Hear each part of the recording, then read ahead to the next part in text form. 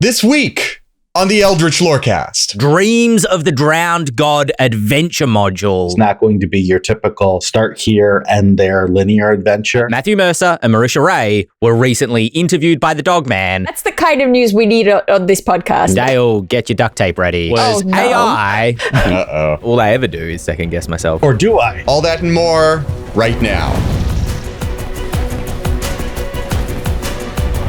Hello, everybody, and welcome to this week's episode of the Eldritch Lorecast, the #1 tabletop RPG podcast that you are listening to right now. My name is Ben Byrne, and I am joined, as always, by Shawn Merwin, James Hake, Dael Kingsmill, Dante the editor is back in the building for the live recording, but I'm not going to ask them a question because they have no voice on this podcast. I'm going to ask James instead. Vedotus has emailed and asked how you scratch the tabletop RPG itch when you don't have a group to play with. What do you do? Do you solo RPG? Do you fall into GM prep, creating characters that you know you're never going to play, or something else? Yeah.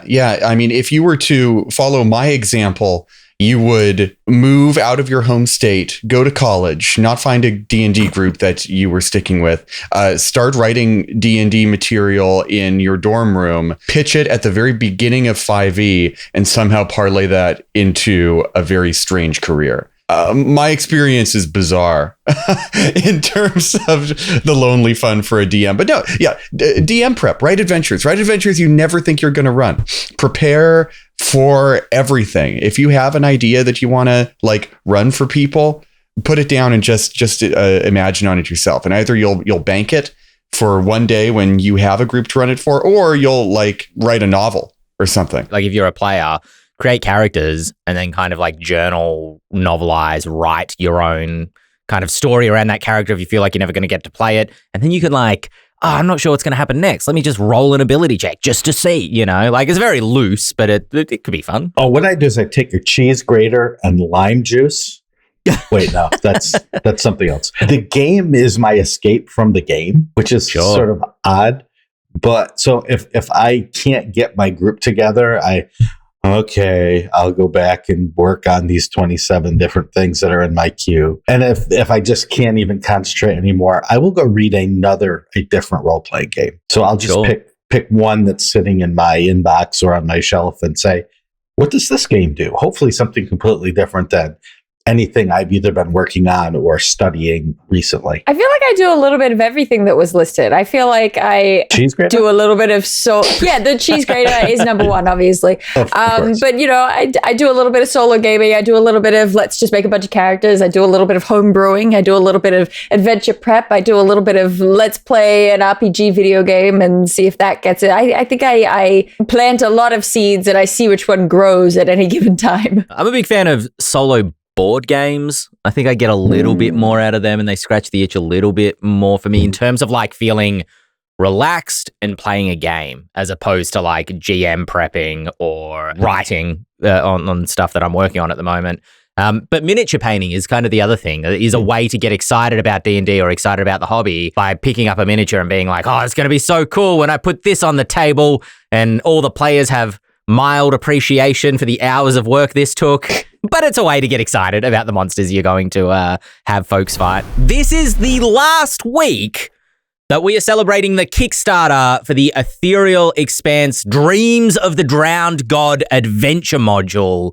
We have blown past 175k funding. We're approaching, I think last I checked, although I haven't checked this morning actually, so somebody correct me if I'm wrong. We're approaching the 200k. And a slight correction on you last week, James, because you said 200k was the last stretch goal. True. We actually do have a couple of other stretch goals that are yet to be seen. So if we manage to get past that 200k mark, there are further stretch goals to be unlocked. How's the Shawn, James, how's the writing going? Are we enjoying the process? I'm loving it. I have my rough drafts turned in to our intrepid captain, Will Doyle. He's reviewing it, and soon we'll have, lots of wonderful red pen marks all across it. And I will then take it back in and polish it up. And I think my writing will be done in a matter of weeks.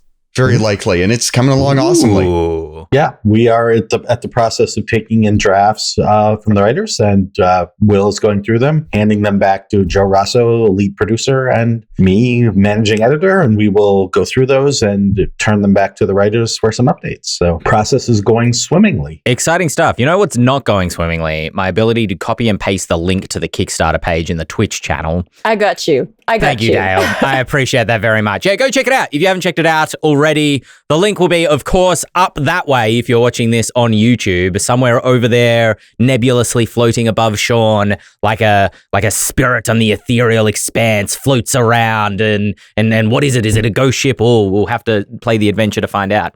James, do you get a chance to see? I know last week we talked a little bit about what you're working on, what Erin's working on. Is there anything that Will's working on or that Andy's working on that you're kind of excited about in the background?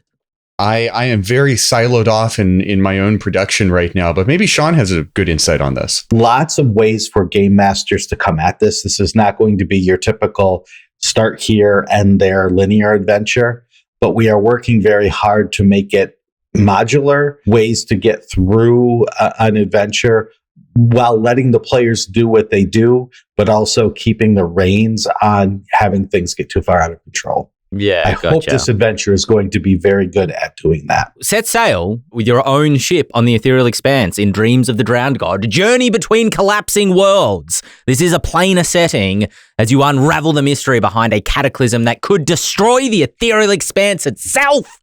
Check out the Kickstarter last week to pledge. Those starlight dice look so pretty. Don't they just? Oh, I just love that's something we haven't talked about actually enough, because Marius Bota, the art director on this project, is doing a fantastic job. And just the vibe of the Ethereal Expanse in general is just very, very pretty, but also very kind of, at least to me, kind of moody in a really cool way that it doesn't feel like a kitchen sink. It feels like it's got its very own defined place that just has a lot in it. Does that make sense? I think it's really impressive that they've managed to do that. Because if you look at the art on the Kickstarter, there are simultaneously Age of Sail pirate ships. And then there's Star Wars laser cannons, turbo lasers in one of those pieces of art. And to blend the piratical aesthetic of the original pirate story with the sort of magi tech that was developed for the Caroline Empire, Agents of the Empire story, and have them feel like they're united and part of the same world, part of the same sort of multi-planar world. It's really a feat, both on the part of the lead designers and also on a part of the lead artists, to really bring them all together. Speaking of other exciting things, I got a little story. My wife this morning, she follows TikTok, but there's also a YouTube channel for an account called We Rate Dogs. I don't know if you've ever seen this before. It's a very charming, good dogs, non-threatening white man who presents dogs being cute, basically. Matthew Mercer and Marisha Ray were recently interviewed by the dog man and shown some cute clips of dogs. And my wife showed me some clips from this interview and said, "Are you going to talk about it on the Lorecast today?" And I was like, it's not really news, but sure, just and for you. And now we have. And now we have. Tori's right. That's the kind of news we need on this podcast, Ben. All right?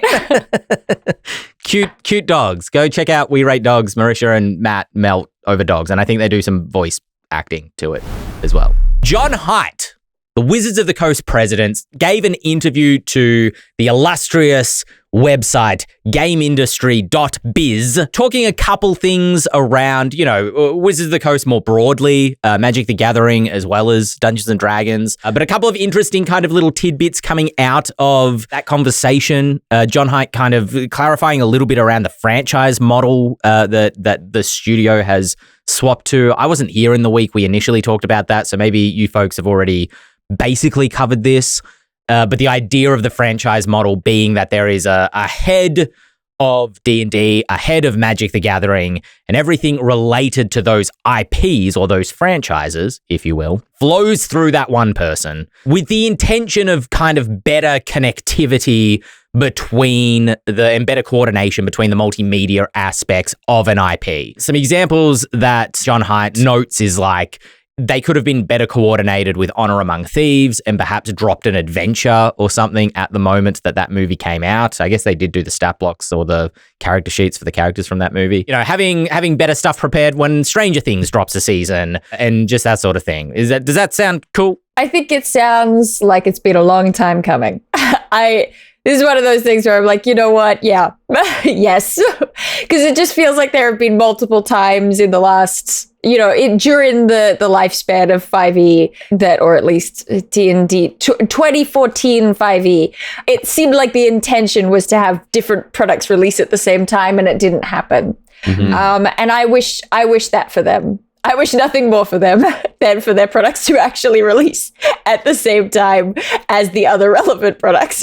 This is a pendulum that swings back and forth because we see this sort of model and we think, okay, now we're going to have all our ducks in a row, all our eggs in the same basket. This is going to be wonderful. And then something will happen where, again, things will get out of sync for miscommunication or the impossibility of syncing up movies with video games, with print publishing, with digital publishing.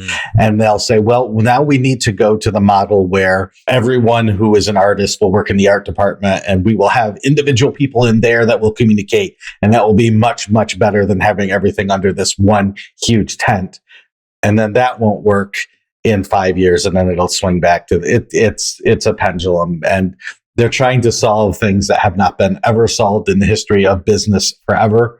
And it's okay. It's what you have to do to try to improve your process in a system that will never actually come into sync. You will be able to on certain things, but it's what we all have heard the stories about what happened with Honor Among Thieves. We've heard the story about what happens with Baldur's Gate, Descent into Avernus. We know that the best of intentions lead on a path straight to Hades. So it's okay. Yeah. In this case, literally to Avernus, but we'll forgive them these little flaws because those of us who have worked in the industry understand why this stuff happens. As Rayubert in chat says, there's not much they can do if BG3 and Descent into Avernus are finished at different times. And that's true. Like, I think my actual dream goal for them to work on is just like, hey, what if we had realistic expectations about how long a product takes to make? Because you're working in different mediums that all have like really quite long runways in terms of time to complete. Yeah, I just read Blood, Sweat, and Pixels by Jason Schreier, which is about the video game industry and how difficult it is to make games. And kind of each chapter covers a different game, from AAA games like The Witcher 3, there's your Witcher Watch for this week, all the way down to Stardew Valley, which was developed by basically one person. And the last chapter is on Star Wars 1313, which was an unreleased Star Wars video game that was meant to be a bounty hunter game. And it was being developed at LucasArts when it was still owned by George Lucas. And George Lucas, according to this book, basically decided one day, you know what? This bounty hunter video game should be about Boba Fett, because we're working on a TV show over here that might feature Boba Fett. They were working on basically The Mandalorian 10 years before The Mandalorian. They were working on this bounty hunter TV show. And that just completely changed the timelines on the video game because their bounty hunter didn't have a jetpack, which Boba Fett very famously does. And that's not just, let's slap a jetpack on our protagonist. You've got to redesign the levels. You've got to redesign the enemy encounters. You've got to redesign how enemies react to you. There's so much work that goes into that. And so, yeah, it is as you said, Dael, they're different mediums that require different things. And what might seem like a minor delay in one can be a major, major problem in another. And vice versa. So, if I can opine here, the best way to do it, I think, and I am not someone who has ever run a major franchise, so don't listen to a word I say, but the way it always seems to work best, looking from the outside in, is when you just have variations on a theme, right? If Tomb of Annihilation is the theme, trying to bring it all under that same literal story banner doesn't work, because then you have to do this Boba Fett thing where you have to worry about a story being told in a multimedia way and making characters sync up and having all of these points of connection, which are really cool when they work, but are so arduous to make work that it usually just makes both products worse. And so you can do kind of like what the Warhammer 40K universe did 10 years ago, which is to just have little micro segments of your IP being produced in many different houses where, we're going to give one group the Skaven and they're going to make Vermintide. That's Age of Sigmar, though. But you get my meaning.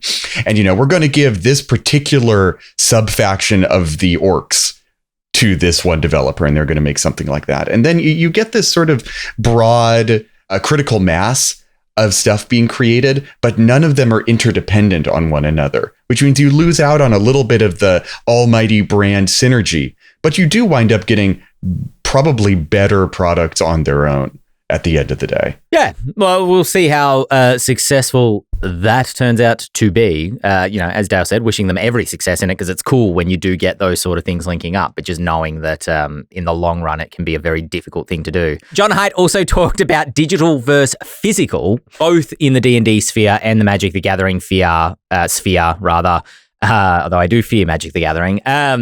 Wants John Haidt wants D&D fans. I had a dream last night. It might have even been a nightmare that I was at an opening night release for a new Magic the Gathering. So I had to navigate the store while it was being flooded with people who were trying to get the new Magic the Gathering stuff.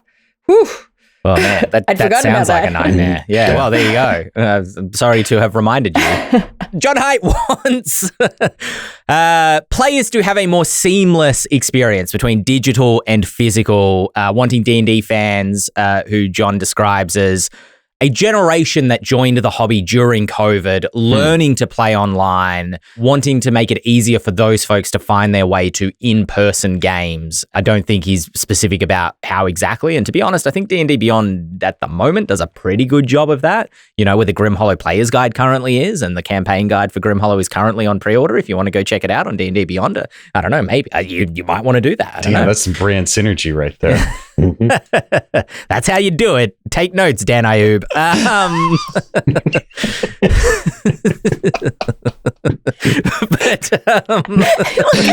look at you all. You're all gone. I just like how I seem to crack James and Shawn up at slightly different times.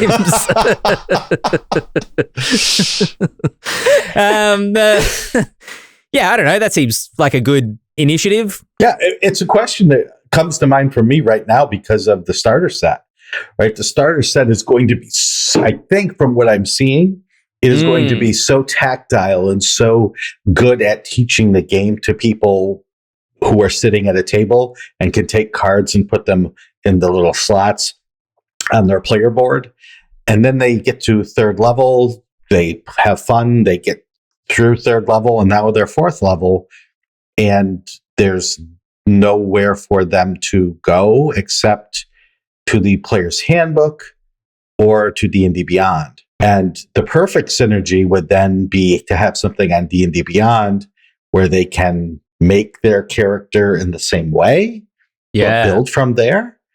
And I doubt, again, with the development time that it would have taken, that would be very hard to do. So how is that going to translate to get people from that starter set, that physical starter set, into the D&D Beyond, or even from the starter set to a character sheet that will take them from fourth level and beyond if they choose to play? That is something that for most folks, it's not something they think about, because they just, there's a cool starter set. Okay, I know how to play already, but let me look at it. I know how to use a character sheet, so off we go.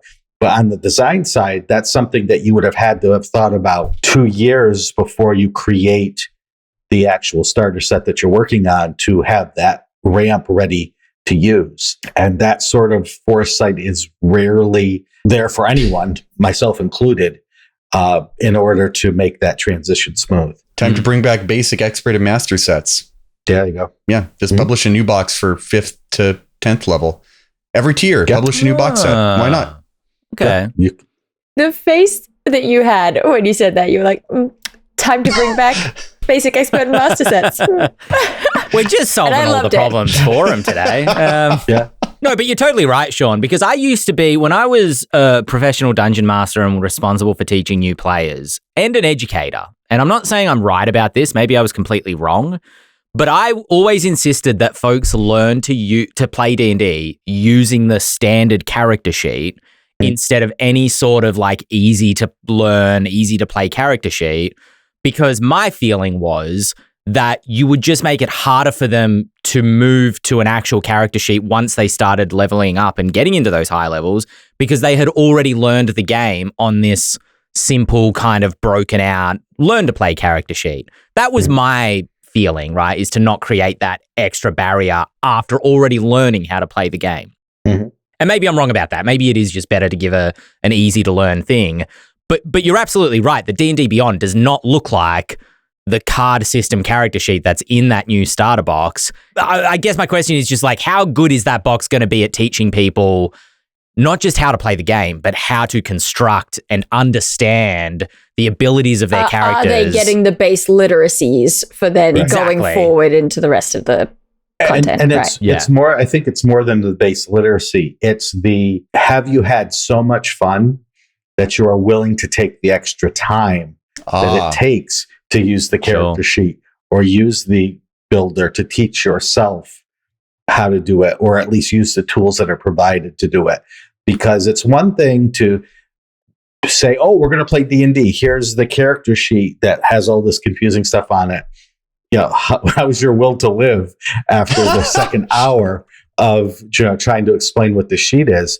If you've had the experience, you've had a little bit of that, then you are willing to push a little harder through something that might not be easy or as fun as these cards to get to the next step. You know what game does this really well? Daggerheart. And it's because that their game is predicated on these cards. So it's not a learning tool, it's the way the game works. And their little cheat sheet it's like a digital tool tip in physical form. It won an award during the playtest, the sidecar.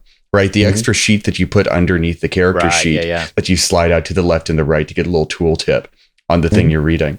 I think that's it's genius, mostly in the elegance of it, because it's basically just a cheat sheet, but it's got this extremely elegant graphic design quality, UI quality to it that does something that I'd only ever seen done digitally. Now all of a sudden done physically in a way I never would have expected. And of course, as the Draw Steel correspondent, the intro adventure, the start here adventure for Draw Steel, because they can never just call it the starter adventure. They need their own thing. The start here adventure for Draw Steel, the Delian Tomb does the sort of, introduce you to a little bit at a time, a little bit at a time, a little bit at a time to build up the full actual character sheet the way that it'll look. 4th edition D&D had beautiful cards that you could use to get your powers, your at-will powers, your encounter powers, your daily powers. And it was all there, and they sold the little packs, and they had a way you could print them online. And you know what too many people said? Oh, it's a money grab. They're trying to turn D&D into magic. They have these cards, and now you have to buy these cards. And I think, fortunately, we have passed that mindset. So now such innovation is actually appreciated and used, as opposed to just being looked down upon by a majority of the audience. Well, speaking of looking down on things, the last little tidbit that John Haidt noted, Dael, get your duct tape ready, was AI talking about wanting to continue exploring the place of AI in game development workflows. And I assume he's talking about both video games and tabletop games, whilst ensuring that it never overtakes human creativity or innovation.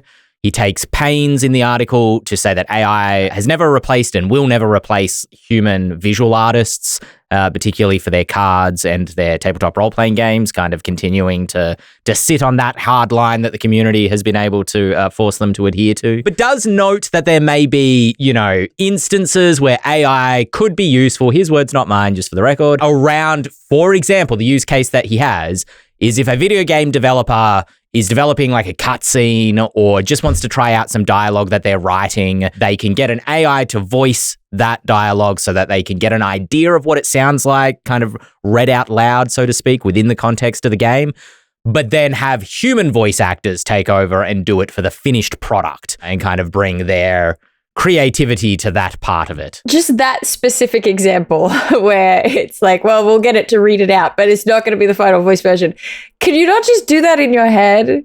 Is that not just thinking about dialogue while you're typing dialogue? If you claim to be a writer and you have not regularly sat and read your text out loud to yourself, give me your writer card back. Give it to me now. You don't deserve it. Or speech to text. That is a thing that has always been a thing since I was a young writer. And I'm not a young writer anymore.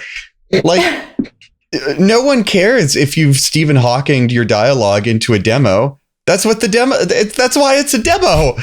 This article is very interesting because it goes between Magic and D&D and video games very fluidly. So it seems to be discussing one thing and it will quickly switch gears. So a lot of this AI talk is definitely on the video game side of things. But then after saying how much that real artists are important and real ideas are important, John Haidt is said to have said, but we will use AI for getting ideas. And I'm thinking, what's the worst thing you could use AI for? It's for getting ideas, because all AI does is take original ideas and mash them. They're just reusing all the ideas that have been there. So you can't say we're looking out for the creativity of our workers or the creativity of the industry and then say, but we're going to use it to get ideas. That's the opposite of, I think, what you would want. Because I maintain, I think there is some version, some future where AI could have some uses, but we are not running down that path. We're running down a different path. And also I think that there is, we have some responsibility to look at the like ongoing legal rights ramifications, workers' rights ramifications, environmental ramifications. But even if I go, you know what AI can do, it can rapidly iterate, but it can't do it as well as a group of people can, tossing ideas back together, because they also can come up with a bunch of different ideas very quickly. And they can also very rapidly determine which are the best ideas in a way that AI is currently not great at, in my opinion. It's just painful to watch the CEOs and presidents and C-suite folks try to talk to the fans while also trying to talk to investors, because that's what this is about, right? It's about, look at how we're going to innovate and save money and make your stock worth more by using this catchphrase AI to mean a billion different things that it really doesn't mean, while tripping over yourself to not upset the people who rightfully don't want to see AI take the creative or any other jobs from people who put their lives into these things. Right. Yeah, that's what this really is. This is someone caught between an audience who don't want AI to be used and investors and, higher up types who do want AI to be used because it's the current hot thing. And what does a person do in that situation? And you do exactly what we saw in this article. Yeah. And speaking of, I think it's very telling that the AI talk is all geared around video games, because the place where AI is hottest is in the tech sector, right? You see Microsoft laying off hundreds, if not thousands of workers, and it compounds by the week. And the reason why all that workforce is being laid off is to shovel money into AI development. And we can see this at every tech company around. I've got a friend that, maybe I shouldn't tell you where they work. Maybe the big tech company would get mad at me. I've got a friend that works at a major tech company as a computer programmer. And it's, the AI that they are forced to put into their programs, like spend entire working weeks just playing with AI instead of actually developing the system that they were hired to develop, because tech CEOs are goo goo gaga for this stuff. They think it will allow them to fire millions of people and save trillions of dollars and beat China, right? It's the space race before AI. It's all really, really concentrated because tech thinks that it can be made to work, and CEOs think that they can save so much money. And you talk to literally anyone, even like a lot of rank and file people in tech are fed up with this stuff. So you're absolutely right, Shawn and Dael. This article's lack of focus is infuriating. I don't think it's going to make anyone happy. I motion that we should stop using the term AI because it's so general and it means so many things and people are all using it. I think wherever we can, we should just autocorrect to LLM. If that's what we mean, we should just autocorrect to LLM because... So Sam Altman, the OpenAI CEO, has this interesting habit when he tweets of using AI when he's talking about the positives and using LLM when he's talking about issues and negatives. And it's very, very telling because I'm not sure if it's a strategy. It might be this galaxy brain thing to positively bias us towards AI, but I think it's literally just a passive thing where everyone has a negative connotation with LLM and a sort of, singularity approaching 80s sci-fi cyberpunk association with AI. And there is no one more cyberpunk brainwormed than Sam Altman and Elon Musk and all these people who are obsessed with it. It's instinctive. Gonna have a great thumbnail this week. No.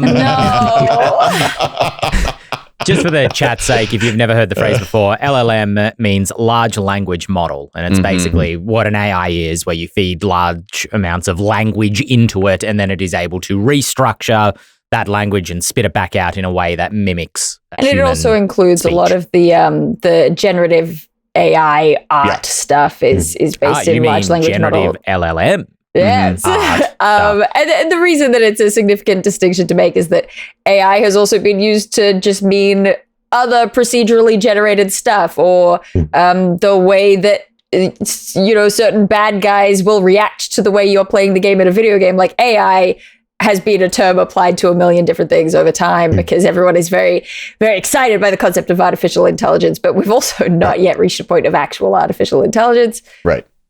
And I think there's, words mean things, right? As writers here, we can agree on this. When you talk about AI, you think about Star Wars droids, thinking, feeling people that you feel sorry for when they are hurt and whose feelings you want to spare. But a large language model is a predictive text algorithm, which is, of course, all that modern AI is, a predictive text algorithm. And so if we call a spade, that is not worth trillions of dollars of speculative venture capital. What do you mean, a spade? You mean my DM, my dig machine?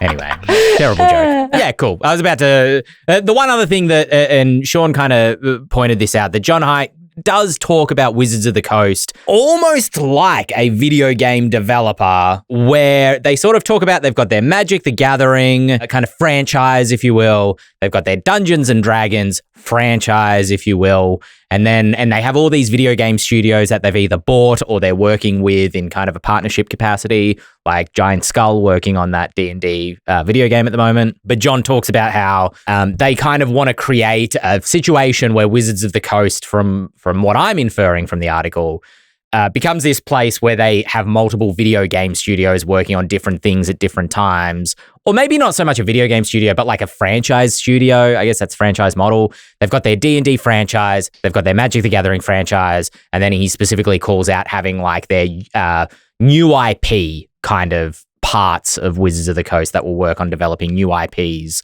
whether through video games, which is what it sounds like mostly their avenue of doing so would be. So yeah, it's interesting. It's interesting because we think of Wizards of the Coast as the D&D company in this podcast, and many people think of them as the Magic the Gathering company, and that's kind of what they do. It feels like they're trying to expand a little bit in terms of what people think or how people think about Wizards of the Coast. I look forward to Exodus becoming the next greatest thing. That role-playing game's out, by the way. Go check it out. Or don't. I don't care. Moving on. Speaking of moving on, you can move an email from your account into our inbox if you email podcast@ghostfiregaming.com.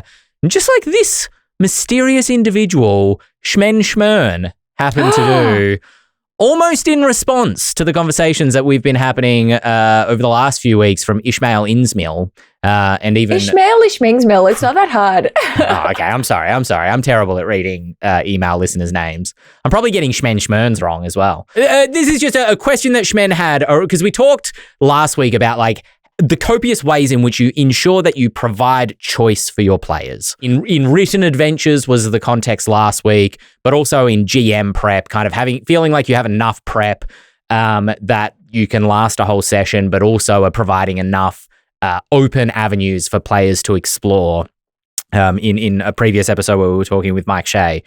And Schmen's concern is that they have gotten into a situation where they're trying to frequently provide choice to their players, make sure there's always two options at least in front of their players at any given time, that it's creating multiple kind of branches of a tree, and the players are kind of getting drowned in choice a little bit. They're struggling to remember what threads actually connect in the adventure, struggling to latch on to like any specific goal and remember like, oh, right, is this choice related to this branch of the choice tree that we've been traveling down over here? And basically asking, is too much choice possible, or how do you manage it so that players aren't lost in the openness of an adventure and feel aimless as a result? Is the thrust of Schmen's email. Yes, you could have way too many choices. And in fact, that's one of the pitfalls for new or sort of inexperienced game masters, is to revel in this joy that an open sandbox will give to players without understanding that that's not something that really a majority of the players want. The players are already often making the choices for their character creation. They're making choices for what their characters do during an individual session or a combat. And that's generally enough for players if you can give them the feeling that what they want to put into the story is being accommodated by you as the game master. Then they don't need to have 4, 5, 6, 8, a million different ways to go. They generally want that one choice, and then let's play that choice out. Let's see the consequences and the ramifications of that choice, and then present me with the next choice. And every player's different. Every game master's different, obviously. But one of the things I do with my students is have them write interactive fiction. We use a program called Twine, and it's a really easy, simple way to create a branching story, interactive fiction. And I warn them, if you start to get too many branches, you're not going to be able to finish this project. And they all say, sure. And then they all sit down and they all start writing. And they get, if you have even 2 branches on every page, pretty soon you are writing several hundred pages and you're not even close to an ending. And that's how the players can feel if they are allowed to or prompted to make all of these different choices. Ben, I think the way you asked that question is a perfect example of what having too many choices, too many points of attack can do to a group of players, right? You had a question that I think ultimately is very simple at its core. Is player choice sometimes a bad thing, and why? And you had all of these awesome examples and bits of information. And I think as game creators and game masters, we have it sort of in our heads that the more options, yes, but also just like more data, more detail will make it easier for players to make interesting choices. When often the reverse is true. Having there's a sweet spot of information, just enough to grab onto, and then, they will fill in the blanks. Like I'm filling in the blanks right now, because I spent all of Shawn's contribution to this paring back a lot of the data that I got out of that question. And now I'm kind of going off on my own steam to answer it. And it's like, yeah, as game masters, sometimes the best thing we can learn is to create 2 bullet points, or, if we want to create 16 bullet points, that's great. Don't give them unless they're asked for. Let the players, maybe the greatest choice a player can make is when to ask the GM more questions. Because like people in chat are saying things like, Roman's saying, I always love to give at least 3 options. But the thing that I have in my head and Shawn kind of talked about this with using Twine. Was that the name of the program, Twine? Yep. That I provide 3 options. Here, you're in this situation, and you can go to the tavern to investigate more, or you can go to the Lord's house and talk to the Lord.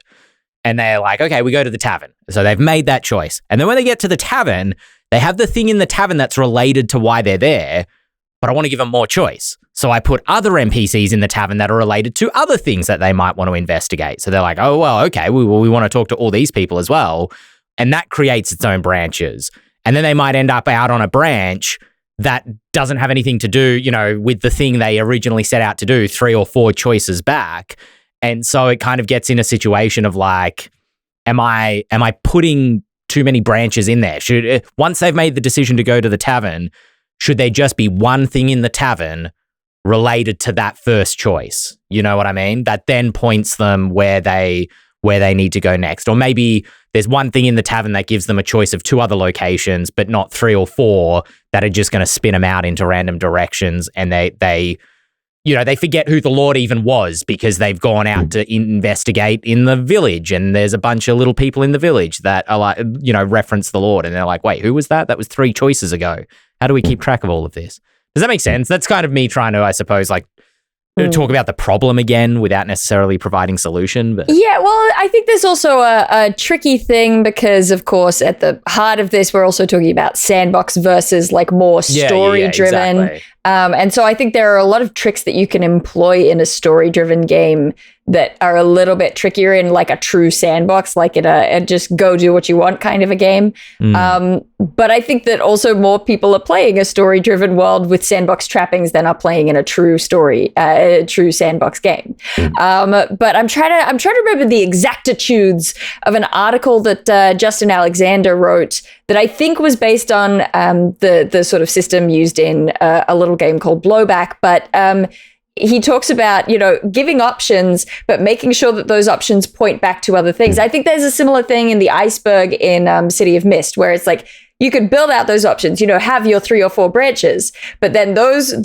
nodes that you have now built to, no matter which one they pick, they're going to point back to the other ones. So you're ultimately only kind of building out, it's kind of the pools and streams again, right? Your pool is ultimately still bounded. It's not the ocean. It doesn't go just anywhere. It is a pool, and there are only so many things within that pool. And having things sort of point back in towards themselves. And I guess you end up in an interesting little place where it's like, how much can you get away with something looking like you have all the options in the world versus actually having all the options in the world? It's your supermassive games versus Detroit Become Human, where it's like supermassive Until Dawn.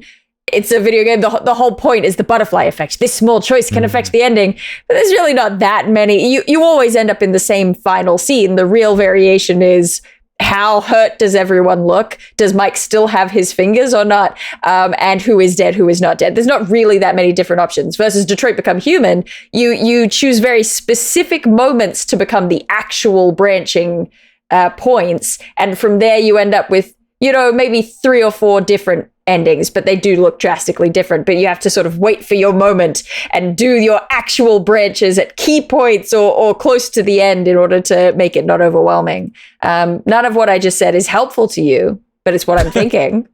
Helpful to Shmen. Shmen, of course. We're talking to Shmen, of course. Yeah. We have another email. And that email is from Gethin. Gethin also emailed podcast@ghostfiregaming.com to ask about mechanical, in quotation marks, feel. How does mechanical balance and fairness matter against how a game feels? And what they mean by that is, if a rogue's sneak attack is statistically worse than having multi-attack, in terms of the rogue having more dice on an individual attack versus getting to make more attacks, is it preferred to try to balance the rogue to have parity with the, for example, fighter's rules? Or is it more important that sneak attack feels different and feels more like burst damage from a precise strike, even if on average that damage is not going to keep up with the multi-attack of a fighter? As the example, I think that was given in Gethin's email. A second example from I I think Kelly McLaughlin from the Dungeon Dudes talked about this years ago on the Lorecast, about why like two-weapon fighting, you could represent that by doing more damage on a single attack because you've got two weapons, but it feels more like you're wielding two weapons if you get to make two attack rolls, right? There's two ways of accomplishing the same thing mechanically in terms of the numbers, but the feel of the game is better if you get to do the thing that feels like what the game's trying to represent, if that makes sense. Another example, sorry, I know I'm throwing a bunch of examples out there, but this comes from a war game, 40k 3rd edition. I was never satisfied with the rule twin linked. If you had two of a gun, basically, on a tank usually, you didn't get to attack twice, you just got to re-roll missed attacks. So even though you had two guns, it didn't feel like you had two guns. It felt like you had one gun that was slightly more... It's just like... Yeah, they're more likely to hit, I guess, was the theory. And that's an example of when it doesn't feel great. Yeah. What do we think? Is feel important? How do we achieve it? Let me just preface this by saying this is a topic that you could write a doctorate thesis on. In the 10 minutes we'll address it, we'll do our best. And I guess I piped up, so let me say one more thing, just so I don't just end it there. So games are played by people. And if we wanted a perfectly balanced game, we'd build it to be played by calculators, right? It's made by people for people with the help of calculators, not by calculators for calculators with a person to parse it. And so in that way, feel is tremendously important. In fact, feel, one might say, is the output. It's the only output of the game is how you feel.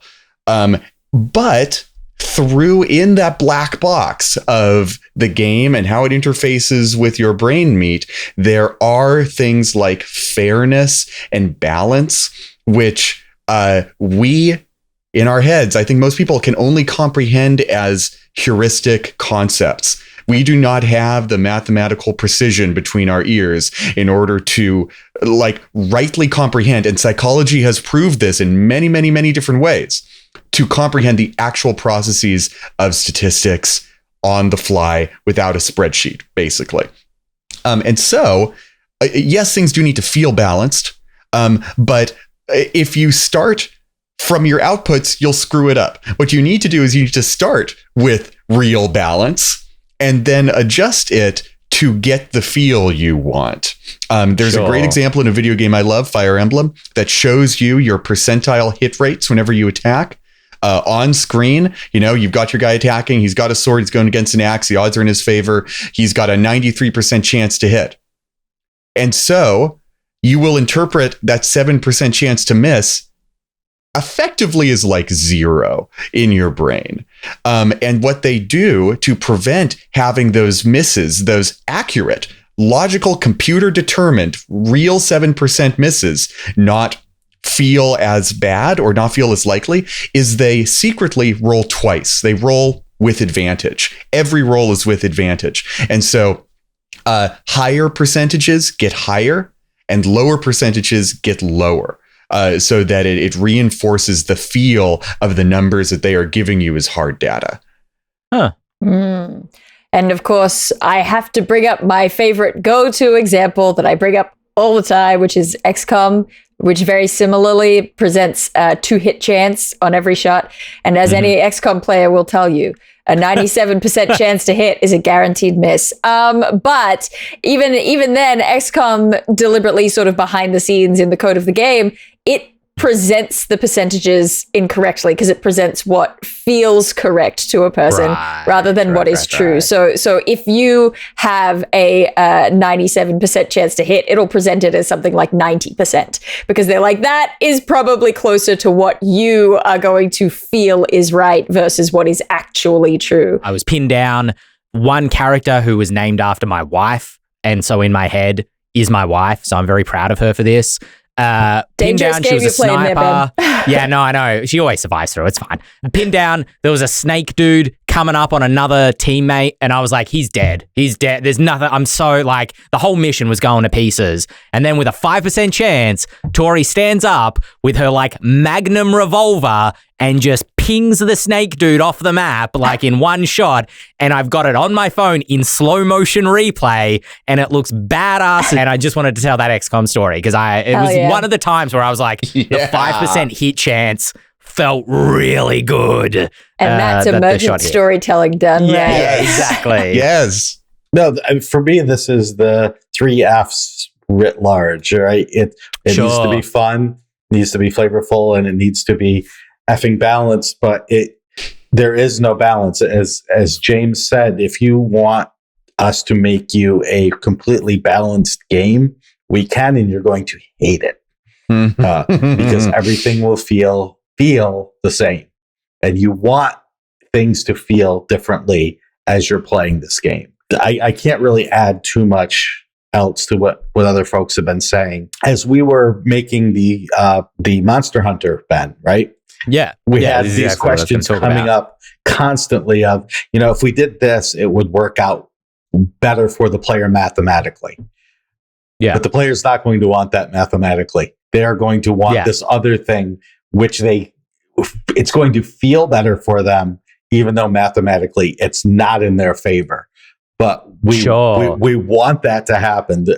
We want the player to feel good, so we're going to do this. And then at some point, though, you might have to cut that off and say, mathematically, feel-wise, this might feel great, but mathematically, it's going to be unbalanced and not in the player's favor. So we need to step it back, and we need to make some tweaks so it might still feel okay, but it will then not make you feel worse than someone playing the fighter or the rogue or the ranger or what have you. Well, this is the thing, and Grim Hollow being out there publicly now on D&D Beyond, if you want it, or you can like back the Kickstarter. A lot of people are starting to have opinions on the different subclasses, and those opinions, sometimes they're divisive, but they're not always the same, which is what divisive means. Right. But they, there is a level of like first impression when you look at something and a player will go, or a GM, whoever, will be like, this is unbalanced. It's not powerful enough. Or the opposite. It's too powerful, having read it.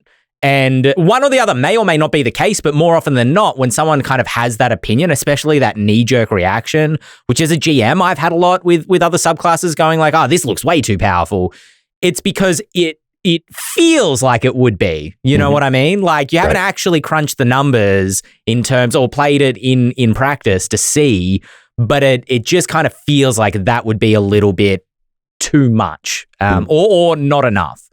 And as a game designer, like you said, Shawn, you've got to make that decision. I think the famous one from the core 2014 rules and 2024, I suppose, is like Fireball being a 3rd level spell that gives you 8 d6s instead of the more standard 6 d6s that a 3rd level spell should give. And the example I remember from the Grim Hollow Player's Guide, Shawn, that we talked about was the retractable shield, which is this shield that kind of pops out.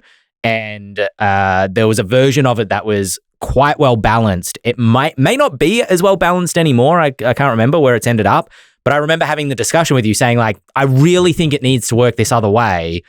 Even if it's not better for the player, it will feel more fun because it's something that they can more actively use and take advantage of, as opposed to it feeling like a passive benefit, a passive buff.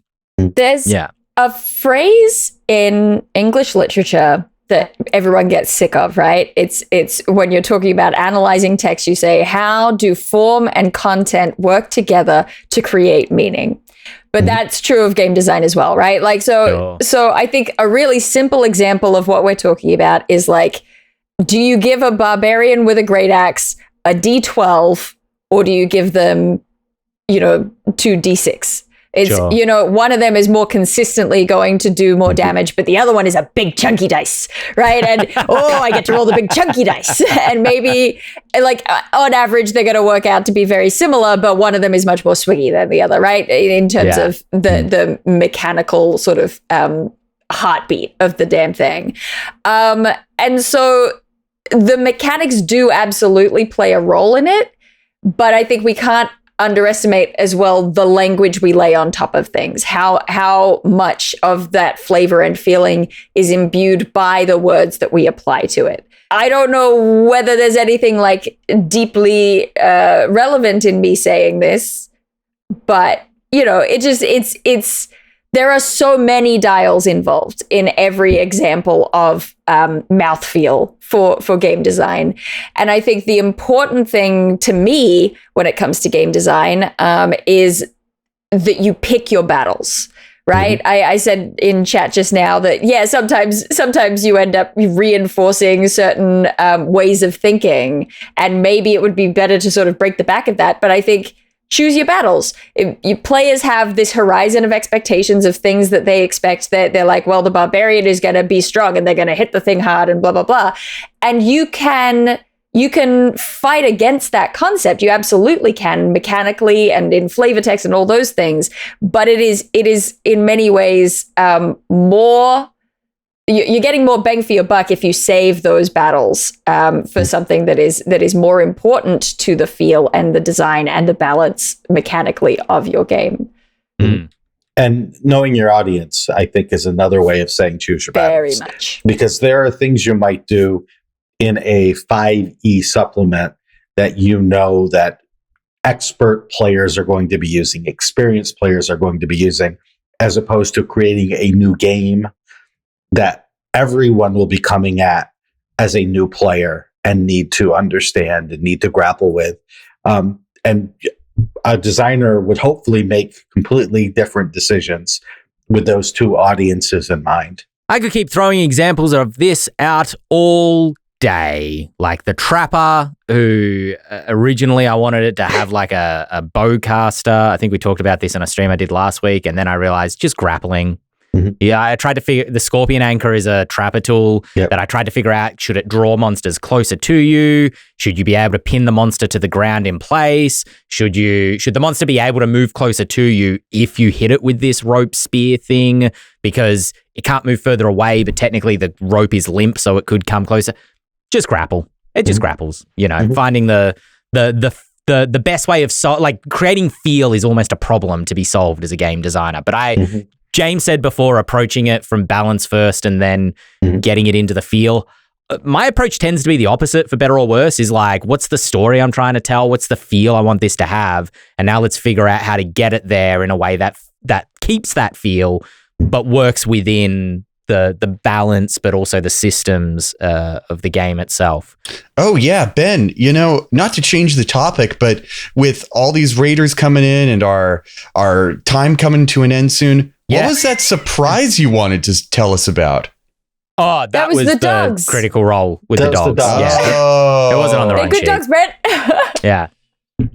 But thank you, Estelle and Rob Hartley, both dropping in with raids. We have the best luck because raiders always want to show up right when we're about to finish the show.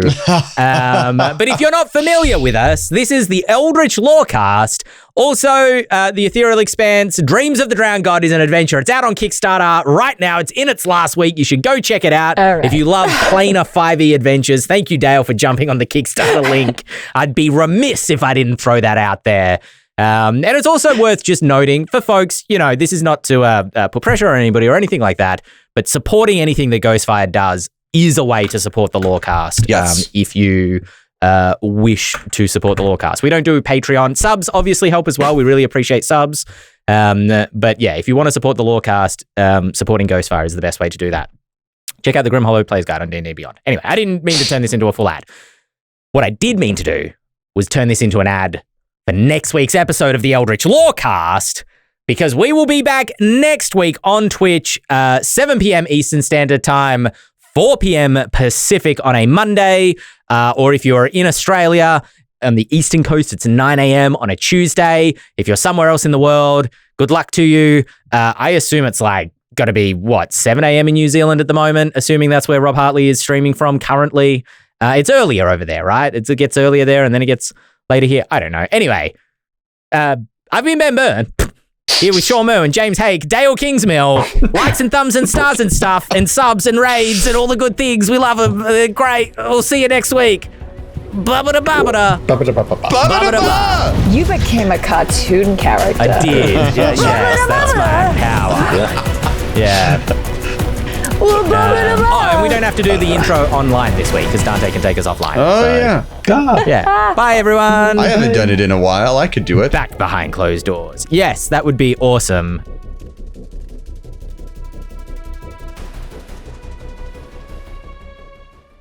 Dante, are we still live? It looks like we're